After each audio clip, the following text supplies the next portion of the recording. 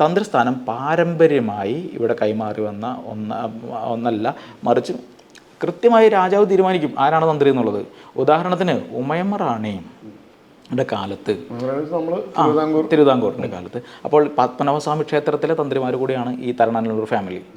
ഉമയമ്മ റാണിയുടെ കാലത്ത് കേരളോർമ്മയായിട്ട് ഉമയമ്മ റാണിയുടെ ആ സംഘർഷം നടക്കുന്ന സമയത്ത്, അവർ തമ്മിലുള്ള അധികാരക്കിട മത്സരം നടക്കുന്ന സമയത്ത് ഈ തരണനല്ലൂർ ഇവരെന്നും പൊളിറ്റിക്സിൽ ഇൻഡയറക്റ്റായിട്ട് ഇടപെടും.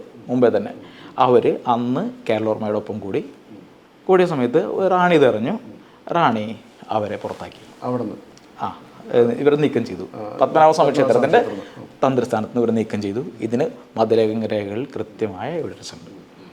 അപ്പോൾ പിന്നീട് ഇവർ അവിടെ പോയി കാല് പിടിച്ചിട്ടാണ് പിന്നെ ഇവർ തിരിച്ചെടുക്കുന്നുണ്ട്. അപ്പോൾ ചുരുക്കി പറഞ്ഞാൽ റാണിക്കറിയാം ഇവർ ദേവൻ്റെ അച്ഛനൊന്നുമല്ല, ഞാൻ നിയമിക്കുന്ന ഒരു ഉദ്യോഗസ്ഥനാണ് തന്ത്രി. എൻ്റെ ഭരണാധികാരത്തിന് ഞാൻ പറയുന്ന റൂൾ അനുസരിച്ച് അവർക്ക് പെരുമാറാൻ ബാധ്യതയുണ്ടെന്നുള്ള കൃത്യമായ ധാരണ റാണിക്കുണ്ടായിരുന്നു. അവരൊരു നീക്കം ചെയ്തിട്ടുണ്ട്. തരണനല്ലൂരിൻ്റെ സ്ഥാനം പോയ